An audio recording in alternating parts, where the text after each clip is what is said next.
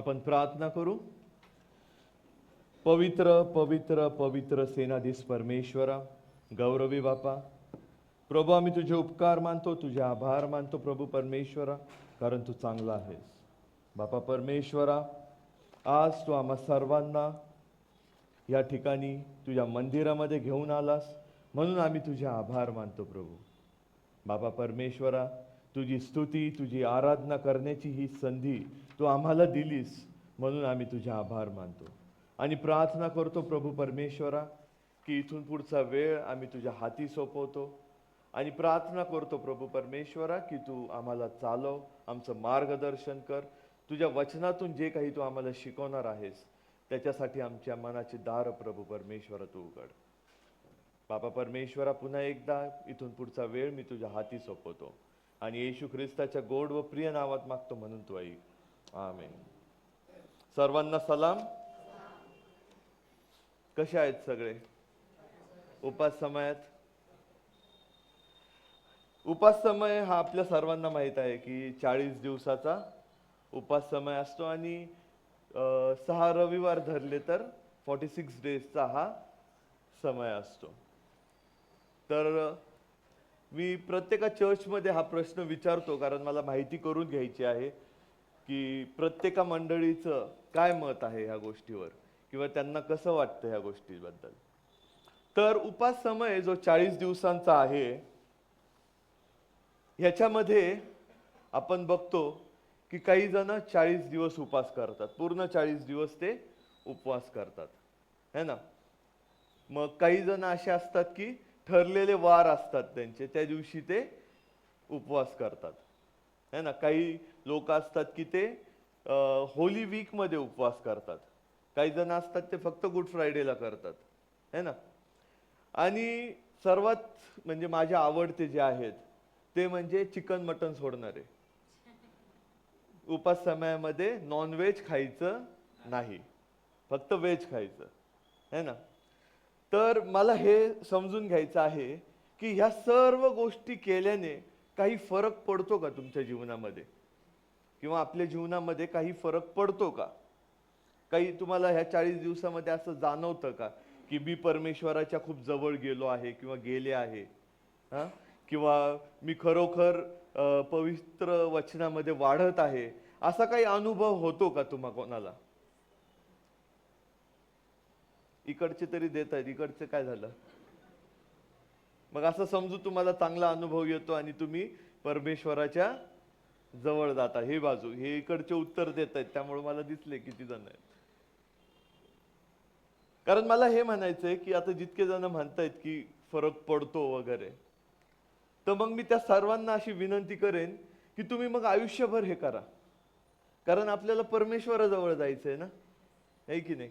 तर मग परमेश्वराजवळ जाण्यासाठी जर ह्या गोष्टींनी तुम्ही परमेश्वराच्या जवळ जात असाल तर मग आयुष्यभर केलं म्हणजे तुम्ही अधिक आणि अधिक परमेश्वराच्या जवळ जाल, है ना. चिकन मटन बंद करून टाका पूर्णपणे, है की नाही. तर अशा प्रकारे आपला उपवास असतो 40 दिवसाचा. पण ह्या 40 दिवसामध्ये उपवास करून परमेश्वराच्या जवळ जाणं, परमेश्वर किती महान किती थोर आहे हे समजून घेणं फार गरजेचं आहे. आणि जोपर्यंत आपल्याला ही गोष्ट कळत नाही तोपर्यंत ह्या उपवासाचं किंवा हा जो त्याग करतो आपण अन्नाचा, त्याचं आपल्याला महत्त्व नसणार आहे, त्याचं महत्त्व आपल्याला कधीही कळणार नाही. तर मला अजून एक प्रश्न विचारू द्या. मला प्रश्न विचारायची सवय आहे आणि मंडळी बघून मी समजू शकतो की उत्तर देती का नाही देत मंडळी. तर उत्तर देणारी मंडळी दिसताय मला तुम्ही, त्यामुळे मला अजून आनंद झाला की मला प्रश्न विचारता येतील तुम्हाला. काही ठिकाणी असं होतं की प्रश्न विचारला तरी उत्तर देत नाही आणि काही मजेदार गोष्ट सांगितलं तरी हसत नाहीत. तर त्यामुळे पाळकाला कळत नाही की त्यांना समजतंय का नाही समजत आहे, किंवा पाळक मीच चुकत आहे की काय काही बोलताना. तर असो, तर माझा प्रश्न असा आहे की मोशे कोण होता? संदेष्टा. अच्छा, अजून? अजून काही उत्तर आहे?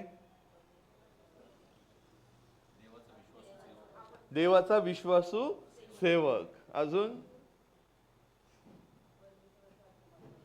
परमेश्वराची आज्ञा पाळणारा होता. जन्मापासून निवडलेला होता. Okay, good. छान उत्तर आले मला. आणि बरोबर आहे, मोशे जो आहे हा एक संदेष्टा होता, पण त्याबरोबर तो एक खूप ग्रेट लीडर होता. तो एक खूप चांगला लीडर होता. त्याचं नेतृत्व जे होतं ते खूप चांगलं होतं. परमेश्वराला भिवून त्याने ते नेतृत्व केलं. आता आपल्या सर्वांना माहिती आहे की परमेश्वर कशा प्रकारे मोशेशी बोलायचा है ना. परमेश्वर मोशेशी एकदम मोकळेपणाने बोलायचा. तो त्याला सर्व काही सांगायचा है ना. ते इतक्या जवळचा होता मोशे परमेश्वराच्या. आता मोशेला हे माहिती होतं आणि परमेश्वराला हे माहिती होतं की मोशे जो आहे तो खूप दिवस यहुदी लोकांबरोबर नसणार आहे. मोशे हा यहुदी लोकांबरोबर, ज्या लोकांचं तो नेतृत्व करत होता, ज्यांचा तो लीडर होता, त्यांच्याबरोबर मोशे जास्त दिवस नसणार आहे. हे मोशेला माहिती होतं आणि परमेश्वराला माहित होतं. पण हे यहुदी लोक जे होते हे खूप स्टबन होते. स्टबनला मराठीत काय म्हणणार? हट्टी होते, खूप हट्टी होते.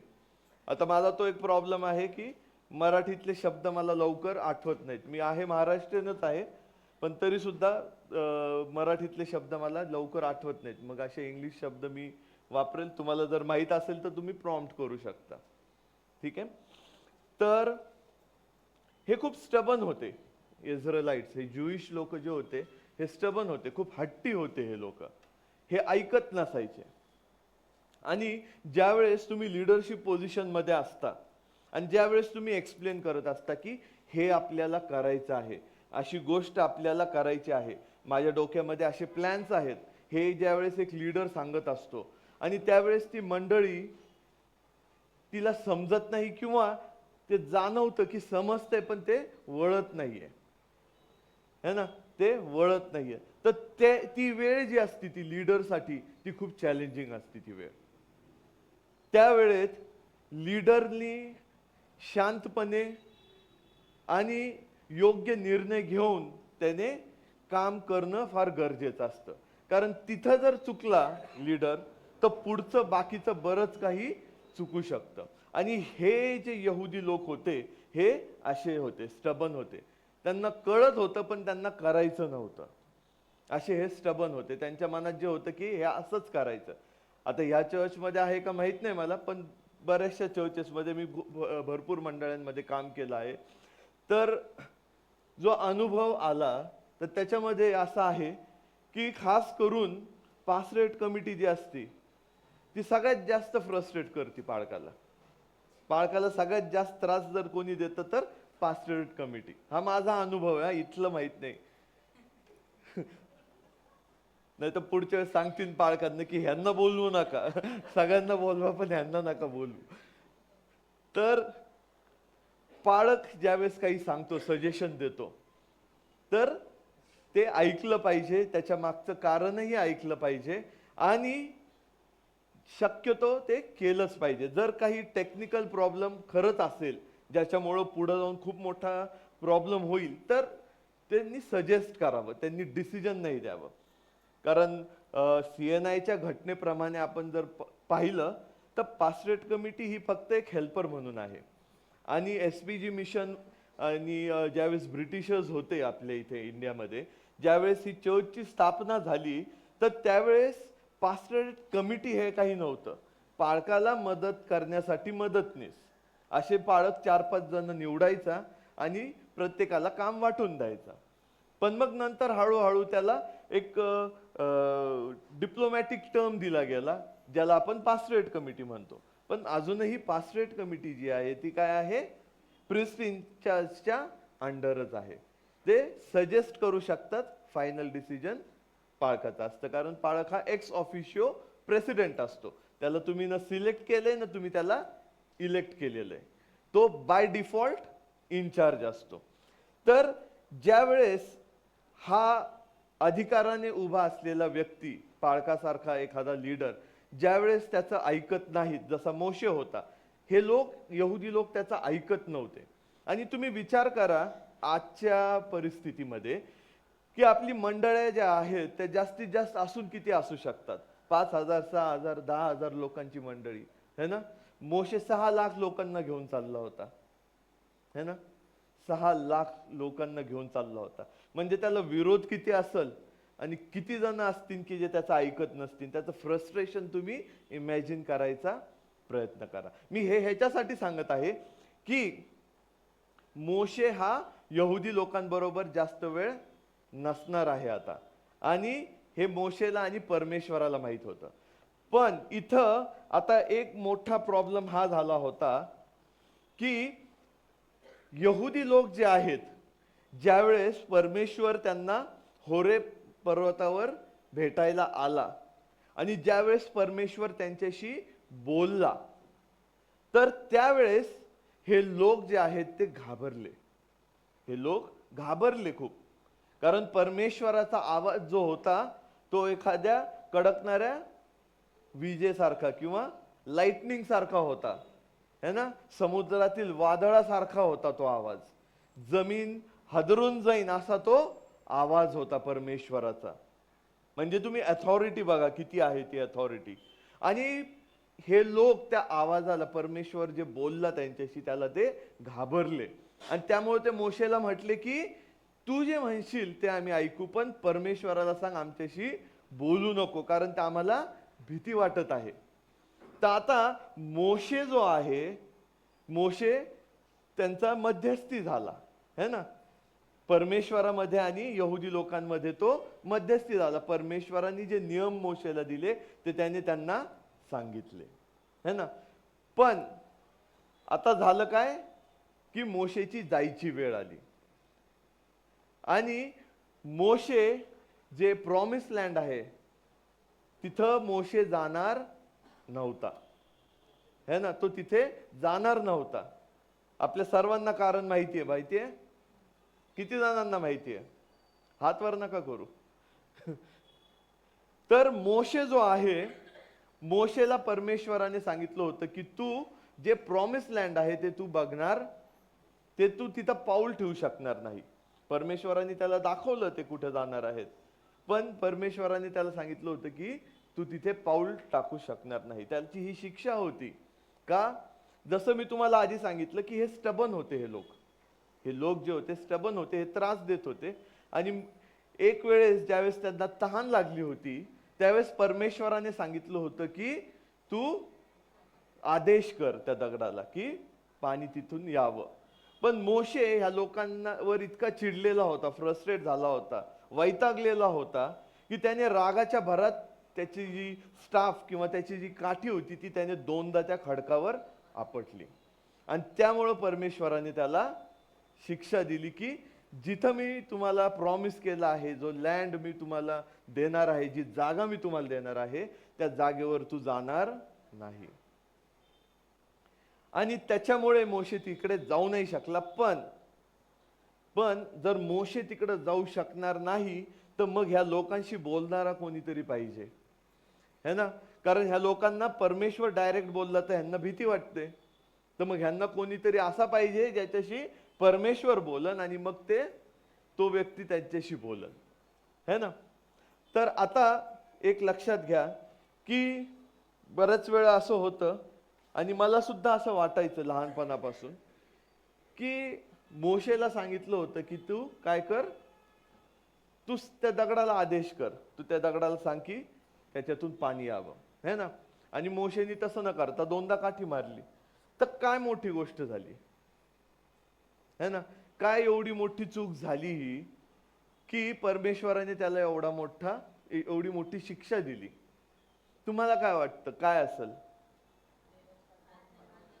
देवाची आज्ञा मोडली. अच्छा, अजून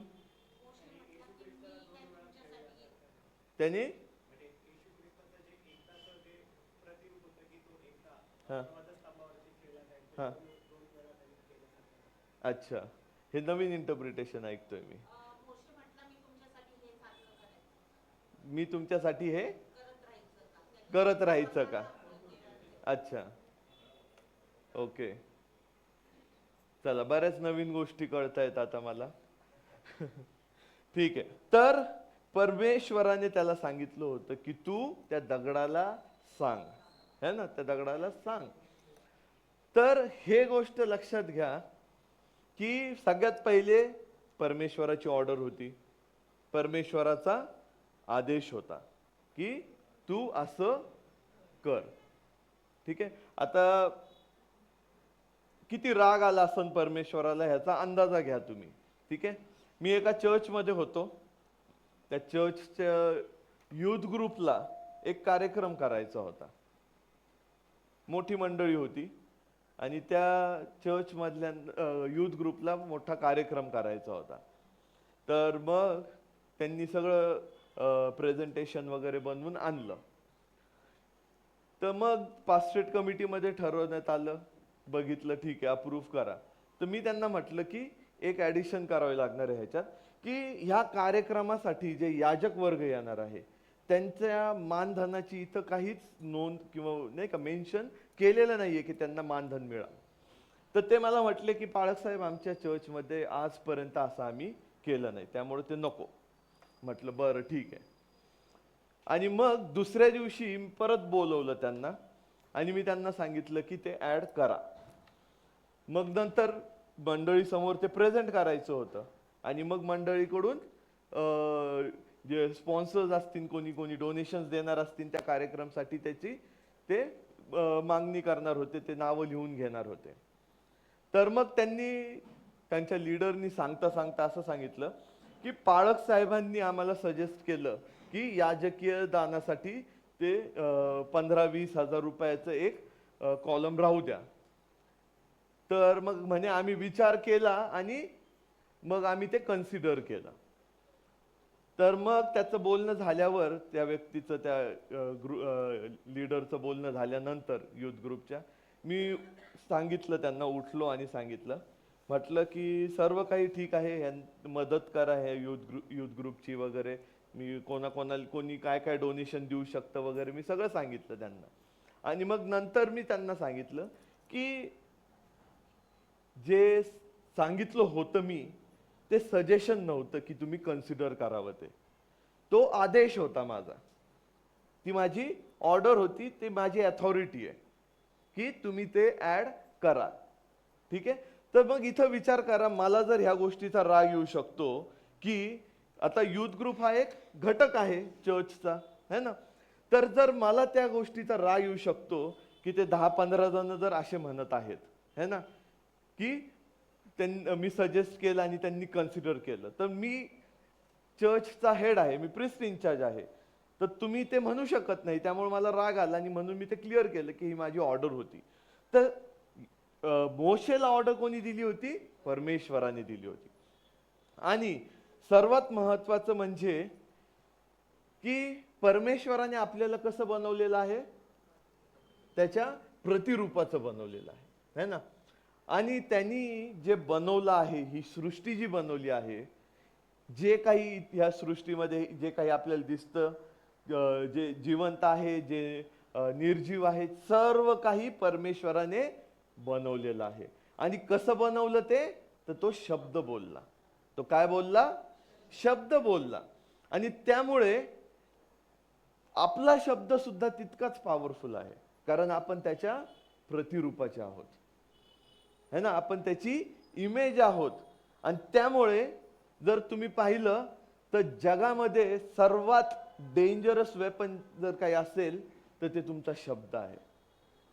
आजपर्यंत जितके वॉर झाले, जितके वर्ल्ड वॉर झाले आणि अजूनही जे युद्ध चालू आहेत ते फक्त शब्दापायी आहेत, ते फक्त शब्दापायी होत आहेत.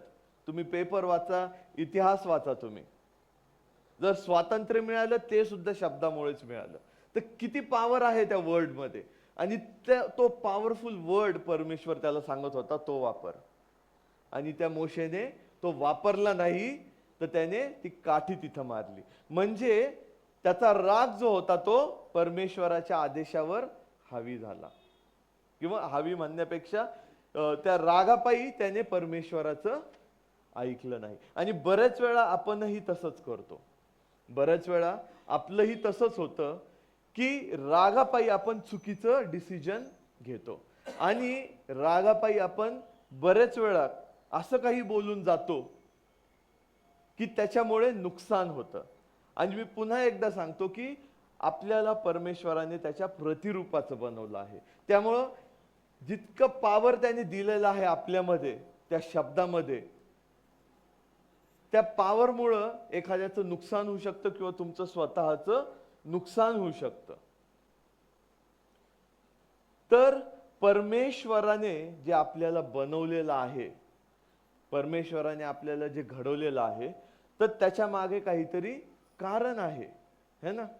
आणि आता इथे आपण आजच्या शास्त्र भागात जर बघितलं तर मोशेला काय सांगितलं होतं की ते शब्द बोल तू, आणि त्याची काठी मारली तिथे.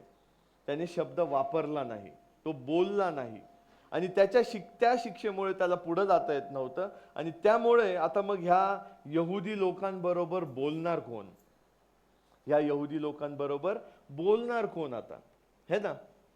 तर मग आपण बघतो की परमेश्वराने मोशेला सांगितलं होतं, जर तुम्ही निर्गम ह्याचा 20वा अध्याय आणि 18 ते 21 जर वाचलं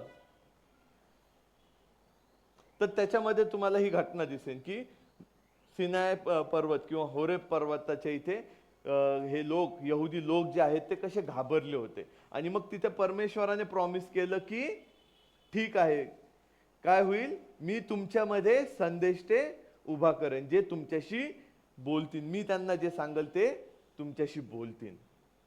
ठीक आहे. आणि मग हे सर्व होत असताना पुढे जाऊन आपल्याला बघायला मिळतं की येशू ख्रिस्ताचा जन्म. तर येशू ख्रिस्ताचा जन्म कशासाठी झाला हे आपल्या सर्वांना माहित आहे, है ना. येशू ख्रिस्त क्रूसावर खिळला गेला तर कोणासाठी हे आपल्या सर्वांना माहित आहे. पण येशू ख्रिस्ताने जे सांगितलं की मी नियम मोडण्यासाठी किंवा तोडण्यासाठी आलेलो नाही, तर मी कशासाठी आलेलो आहे? नियमशास्त्र काय करण्यासाठी? पूर्ण करण्यासाठी आलेलो आहे. आणि एक्सक्यूज मी, आणि तुम्ही जर पाहिलं नीट तर त्यांनी पुढे असं लिहिलेलं आहे की काना किंवा मात्राही तुम्ही काय करायचा? रद्द करायचा नाहीये. मी जे सांगितलं आहे, माझं जे वचन आहे त्याच्यातून काना किंवा मात्राही तुम्ही रद्द करायचा नाही. इंग्लिश मध्ये असं लिहिलं आहे की नॉट इवन अन आयोटा. आता आपल्या सर्वांना माहित आहे की बायबल जे आहे हे 2 भाषेमध्ये लिहिलं गेलं आहे, की हिब्रू आणि ग्रीक मध्ये. तर नव्या करारामध्ये जर आयोटा हा शब्द येत आहे, हा वर्ड येत आहे, म्हणजे हा ग्रीक वर्ड आहे, है ना. तर आयोटा जो आहे हा एक अल्फाबेट आहे आणि ग्रीक अल्फाबेट्स मधला सगळ्यात छोटा वर्ड आहे तो, एक छोटा अल्फाबेट आहे तो, अक्षरशः एक कॉमा सारखा आहे तो, छोटासा कॉमा, पण तो एक अल्फाबेट आहे. तर नॉट इवन अन आयोटा म्हणजे तो काय म्हणतात, त्या सगळ्यात छोट्यातला छोटा शब्द सुद्धा किंवा अक्षर सुद्धा तुम्ही त्याच्यातून काढायचं नाही. आणि जर काढलं तर काय होईल? तुम्हाला काय होईल? स्वर्गाच्या राज्यात सर्वात कमी समजलं जाईल. स्वर्गाच्या राज्यात तुम्हाला सर्वात कमी समजलं जाईल. तर आता हे समजून घ्यायचं आहे आपल्याला की हे जे 40 दिवसाचे आपण उपवास करत आहोत, तर हे कशासाठी करत आहोत आपण, है ना. ह्याच्या मागे किती मोठमोठे बलिदान आहेत, त्या बलिदानांची आठवण म्हणून आपण हे करत आहोत. आणि खास करून म्हणजे आपला जो परमेश्वर आहे त्याने स्वतः हे बलिदान दिलेलं आहे, है ना. त्याने स्वतः त्याचा एकुलता एक पुत्र जो आहे त्याला काय केलेलं आहे? त्याने पृथ्वीवर पाठवलं आहे. आणि येशू ख्रिस्ताच्या येशू ख्रिस्ताचा जन्म झाला है ना, आणि मग त्याने सांगितलं आहे की मी नियम तोडण्यासाठी नाही तर पूर्ण करण्यासाठी आलो आहे, है ना. तर मग नियमांची पूर्तता कुठून सुरू झाली? कितव्या वयापासून झाली नियमांची पूर्तता? काय वाटतं तुम्हाला? 12 वर्षाचा होता त्यावेळेस का 30 वर्षाचा होता? लहानपणापासून किती जण म्हणतात? किती लहानपणापासून?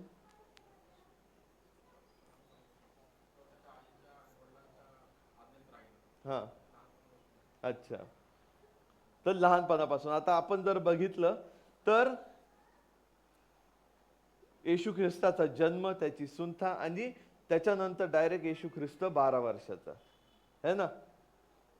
आपल्याला हेच दिसतं ना की 2 वर्षाचा असताना त्याला तिकडं जावं लागलं इजिप्तमध्ये, आणि मग 5 ते 6 वर्षाचा असेल त्यावेळेस त्यांना परत बोलवून घेतलं, आणि त्याच्यानंतर डायरेक्ट आपल्याला दिसतो की येशू ख्रिस्त 12 वर्षाचा, है ना. 12 वर्षानंतर डायरेक्ट येशू ख्रिस्ताचा बाप्तिस्मा, है ना.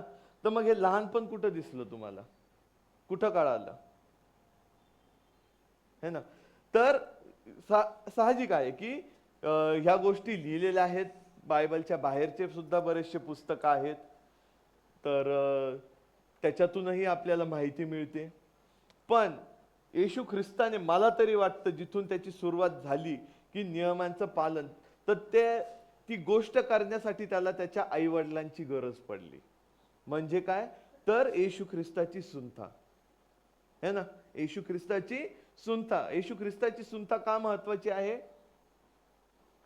कारण अब्राहमाबरोबर केलेला जो करार होता त्याची पूर्तता इथं झालेली आहे, है ना. तो करार का महत्वाचा आहे?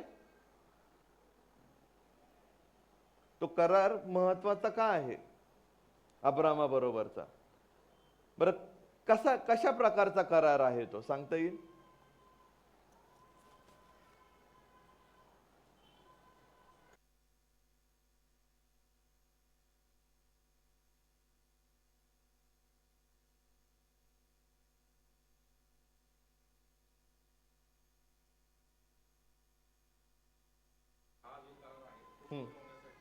ओके.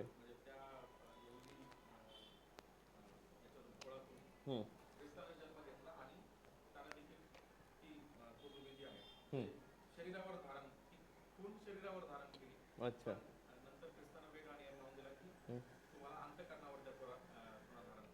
ओके.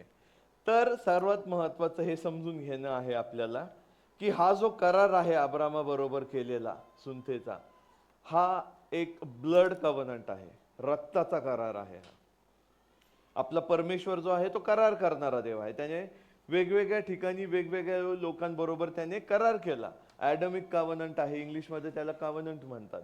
ॲडमिक कव्हनंट आहे, नोआइक कव्हनंट आहे, अब्राहमिक कव्हनंट आहे, मोझाईक कव्हनंट आहे, है ना, डेव्हिडिक कव्हनंट आहे. तर त्याने असे करार केले. तर आता अब्राहमाबरोबर केलेला हा जो करार आहे, येशू ख्रिस्ताची सुंता ज्यावेळेस झाली तर त्यावेळेस तो नियम तिथं पूर्ण झाला. तो रक्ताचा जो करार होता तो तिथं पूर्ण झाला. तो करार तिथं पूर्ण झाला, आणि त्याच्यामुळे येशू ख्रिस्ताने पुढे जाऊन वेळ आल्यावर, योग्य वेळ आल्यावर त्याने पुन्हा एकदा एक नवा करार केला. तो सुद्धा रक्ताचा करार होता. तो म्हणजे काय? तर तुमच्या आणि माझ्यासाठी जे सार्वकालिक जीवनाचा मार्ग त्याने मोकळा केला. कशाद्वारे केला? हा रक्ताचा करार करूनच. आणि त्यामुळे आपण हे प्रभू भोजन घेतो, है ना. त्या कराराची आठवण, त्या सार्वकालिक जीवनाकडची जी वाटचाल आहे, त्या वाटचालीमध्ये आपल्याला शुद्ध आणि पवित्र होऊन जायचं आहे. त्याच्यासाठी आपण हा जो नवा करार आहे, हा जो रक्ताचा करार येशू ख्रिस्ताने केला, त्या करारामुळे आपण आज हे प्रभू भोजन घेऊन सार्वकालिक जीवनाकडे आपण जाऊ शकतो, है ना. तर परमेश्वराने मोशेनंतर बरेचसे संदेश ते उभा केले, आणि त्याने मग काय केलं? त्याच्या पुत्राला सुद्धा पाठवलं. कशासाठी?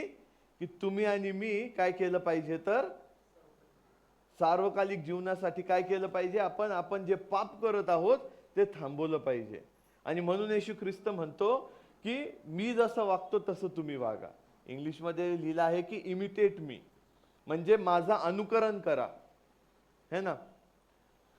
तर हे जे 40 दिवस आहेत, हे 40 दिवस आपण ह्याच्यासाठी पाळतो की ह्या गोष्टीची आठवण की परमेश्वराने आपल्यासाठी किती मोठं बलिदान केलं आहे, है ना. परमेश्वराने जे प्रॉमिसेस केले होते, जे करार केले होते, ते प्रत्येक करारामध्ये परमेश्वर जो आहे तो काय ठरला आहे, तो ऑनेस्ट होता, है ना. प्रामाणिक राहिला तो प्रत्येका करारामध्ये, परमेश्वर असून सुद्धा. आणि आपण प्रत्येका ठिकाणी आपण फेल गेलो. कव्हनंट जे आहे ते कंप्लीट त्यावेळेस होतं ज्यावेळेस दोन्ही पार्टीज फुलफिलमेंट करतील, है ना. करार जो आहे तो पूर्ण कधी होतो, ज्यावेळेस दोन्ही पार्टीज काय करतील, त्या कराराचे टर्म्स अँड कंडिशन्स जे आहेत ते पूर्ण करतील. पण इथं होत काय आहे की परमेश्वर पूर्णपणे त्याचं जे प्रॉमिस आहे ते फुलफिल करत आहे, आपण ते प्रॉमिस फुलफिल करत नाही. पण तरी सुद्धा परमेश्वराने त्याच्या पुत्राला पाठवलं आणि त्याच्या रक्तामध्ये तो आपल्याला शुद्ध बघत आहे, है ना. त्याच्या रक्तामध्ये तो आपल्याला शुद्ध बघत आहे. आणि जर तुम्ही नीट बघितलं तर बायबलमध्ये लिहिलेलं आहे की जो दशमांश आहे तो कुठं दिला पाहिजे, मंदिरात दिला पाहिजे, है ना. जे कैसराचं ते कैसराला द्या आणि जे परमेश्वराचं ते परमेश्वराला द्या, है ना. तर जे परमेश्वरापासून आलं आहे त्याचा दशमांश तुम्हाला देणं गरजेचं आहे. आणि त्यामुळे आपण काय करतो, चर्चमध्ये आपला दशमांश देतो, है ना. मला माहित आहे की चर्चेसमध्ये फार थोडे लोक असतात की जे दशमांश देतात. प्रत्येका चर्चमधली किंवा प्रत्येका चर्चची ही परिस्थिती आहे आज की दशमांश जे आहेत ते फार थोडे लोक देतात. पण दशमांश जो आहे तो आपण फक्त पैशामध्ये बघतो, है ना. पण जर पाहिलं तर एक वर्षामध्ये किती 365 दिवस आहेत, है ना. तर हे 365 दिवसामध्ये हे 40 दिवस म्हणजे थोडक्यात एक लॉजिक सांगतोय फक्त मी, असंच आहे असं नाही. पण एका वर्षामधले हे 40 दिवस जे बाजूला आहेत ते परमेश्वरासाठी, है ना. म्हणजे तो दशमांश झाला, जे जीवन दिलेलं आहे त्याने, जे तुम्हाला जो श्वास त्याचा तुमच्यामध्ये फुंकलेला आहे, तर त्याचा दशमांश जो आहे तो तुम्हाला परमेश्वराला द्यायचा आहे. तसं पाहिलं तर 24 तासातले किती वेळ दिला पाहिजे आपण दशमांश, 2 तास 40 मिनिटं, बरोबर, 2 तास 40 मिनिटं. आता ते तर देऊ शकत नाही आपण, देतच नाही कोणी. सुरुवात जरी केली तरी अवघड आहे. पण ह्या 40 दिवस जर तुम्ही काउंट केले तर तो दशमांश समजून चाला. निदान मग हे 40 दिवस तरी आपण परमेश्वराच्या मेडिटेशन मध्ये, परमेश्वराच्या वचनामध्ये आपण घालवण्याचा प्रयत्न करणं गरजेचं आहे. कारण परमेश्वराने फार मोठं बलिदान आपल्यासाठी दिलेलं आहे. जो करार आहे तो पाळला त्याने. तुम्ही ह्या यहुदी लोकांनी जी कुरकुर केली ती सुद्धा परमेश्वराने सहन केली. ज्यावेळेस की परमेश्वर त्यांना सगळ्यांना शिक्षा देऊ शकत होता, सर्वांना नष्ट करू शकत होता, पण परमेश्वराने त्यांच्यावर दया दाखवली. आपला परमेश्वर हा कृपाळू परमेश्वर आहे. त्याने स्वतःला तितकं हंबल केलं. तर ह्या 40 दिवसामध्ये आपल्याला सुद्धा स्वतःला तितकं नम्र करणं, स्वतःला तितकं हंबल करणं गरजेचं आहे. तर त्याच्यासाठी ह्या 40 दिवसांचा आपण काय करतो, ऑब्झर्व करतो आपण हे 40 दिवस, की ती सवय आपल्याला लागावी, ती सवय आपल्याला लागावी. असं म्हणतात की कोणतीही गोष्ट 21 दिवस कंटिन्यू केली तर त्याची सवय होऊन जाते, माणसाला हॅबिट होऊन जाते. तर आपण जर 40 दिवस उपवास करत आहोत, प्रार्थना करत आहोत, तर मला तरी वाटतं मग आपल्याला ती सवय लागलीच पाहिजे की आपण परमेश्वराच्या वचनामध्ये वाढत गेलो पाहिजे, है ना. तर मग आपण एक चॅलेंज एक्सेप्ट करूया की हे 40 दिवस जे आहेत, जरी मला रोज 2 तास 40 मिनिटं देता येत नसतील तरी ह्या 40 दिवसात मी कमीत कमी 2 तास 40 मिनिटं देण्याचा प्रयत्न मी करेन. हा निश्चय करूया, हे प्रॉमिस आपण आपल्या स्वतःला करूया. आणि अशा प्रकारे आपण ह्या 40 दिवस, जे उरलेले 40 दिवस आहेत ते आपण ऑब्झर्व करण्याचा, पाळण्याचा प्रयत्न करूया. आपण प्रार्थना करू. हे आमच्या धन्य तारणाऱ्या प्रभू, पुन्हा एक वार प्रभू परमेश्वरा आम्ही तुझ्या पुढे येत आहोत, तुझ्या पुढे नतमस्तक होत आहोत. आणि बापा परमेश्वरा, तू दिलेल्या बलिदानाबद्दल प्रभू परमेश्वरा आम्हाला जाणीव असावी असं तू कर. बापा परमेश्वरा, तुझं ज्ञान प्रभू परमेश्वरा आम्हाला मिळेल असं तू तुझ्या दयेने आणि तुझ्या कृपेने कर.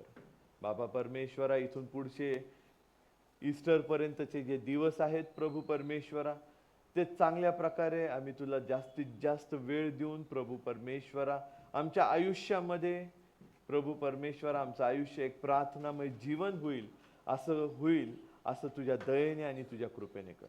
येशू ख्रिस्ताच्या गोड व प्रिय नावात मागतो मी, म्हणून तो ऐक. आमेन.